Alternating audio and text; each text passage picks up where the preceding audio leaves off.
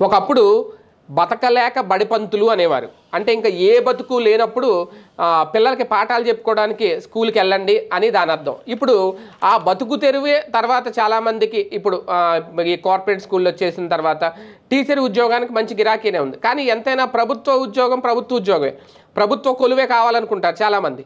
ఆ ప్రభుత్వ ఉద్యోగం కోసం ఏళ్ల తరబడి ఎదురు చూస్తూ ఉంటారు. ఇప్పుడు ఈ డిఎస్సిలో మెగా డిఎస్సిలో ఉద్యోగం సాధించడం కోసం లక్షల్లో ఉన్నారంట. దాదాపుగా మొత్తాన్ని చూసుకుంటే అంటే 7 లక్షలకి పైగా ఇప్పుడు ఎదురు చూస్తున్నారు ఆంధ్రప్రదేశ్లో ఈ టీచర్ ఉద్యోగం కోసం. కానీ వస్తుందా అంటే దాదాపు ఇప్పుడు బీఈడి ఉద్యోగులు కానీ లేదంటే డిఈడి నిరుద్యోగులు కానీ బీఈడి అభ్యర్థులు కానీ ఈ ఏడాది టెట్కి దాదాపు 4.5 లక్షలు అంటే దగ్గర 4,27,000 మంది దరఖాస్తు పెట్టుకున్నారట. డిఎస్సీలు వేసినా ఏం వేసినా సరే అది కేవలం 2-3% మాత్రమే ఉద్యోగాలకి పరిమితం అవుతుంది. అంతకుమించి భారీగా అయితే రావట్లేదు.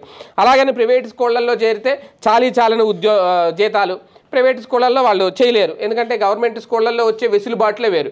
ఆ సెలవులు కానీ వాళ్ళు ఇచ్చే వేతనాలు కానీ రిటైర్ అయిన తర్వాత భవిష్యత్తులో వచ్చేవి కానీ ఇవన్నీ ఈ ఫెసిలిటీస్ అన్నీ చూసుకున్నప్పుడు ప్రైవేటు కాలేజీల్లోనో ప్రైవేటు స్కూళ్ళల్లోనో చేరడానికి ఎవరు అంగీకరించరు. లేట్ అయినా ప్రైవేటు స్కూళ్ళల్లో ఉద్యోగాలు చేస్తూ కూడా టెట్టులు రాసి డిఎస్సి కోసం మెగా డిఎస్సి కోసం వెయిట్ చేసి గవర్నమెంట్ ఉద్యోగం కొట్టాలి అనుకునే వాళ్ళు చాలామందే ఉన్నారు.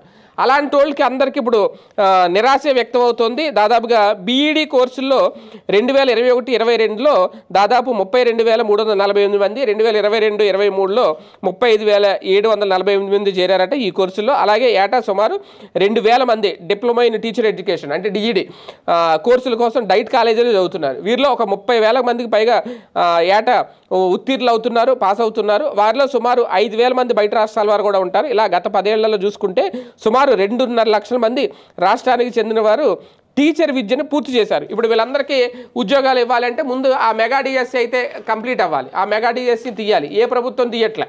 గత ప్రభుత్వం మెగా డిఎస్సి అంది, ఈ ప్రభుత్వం ఇప్పుడున్న ప్రభుత్వం మెగా డిఎస్సి అంది, ఏమనలేదు. కాకపోతే ఇంకా ఫైనల్గా ఏం చేస్తున్నారు వాళ్ళు ఎలాగలాగా ఎక్కడో చోటే ఉద్యోగాలు సంపాదిస్తారు ప్రైవేట్ స్కూళ్ళల్లో. కాకపోతే చాలని జీతాలు వీళ్ళ కళ అయితే నెరవేరదు.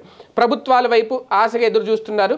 ఈ డిఎస్సి విషయంలో మరి ఈ ప్రభుత్వమైన ఒక నిర్ణయం తీసుకుంటుందా లేదా అనేది వాళ్ళు ఎదురు చూస్తున్నారు. మరి ఎప్పుడు ఒక గుడ్ న్యూస్ ఏమైనా చెప్తారా లేదంటే ఇంకా వాళ్ళ పరిస్థితి అలా ఎదురు చూపులతోనే ఉండిపోవాలి. అలా ఉండిపోతే ఇంకా సంఖ్య పెరిగిపోతూ ఉంటుంది. ఏడాదికి ఉత్తీర్ణులు అవుతున్న వారి సంఖ్య పెరుగుతోంది. లేదంటే ఇంకా ఆ కోర్సులు తగ్గించేయాలి భవిష్యత్తులో. మరి చూడాలి.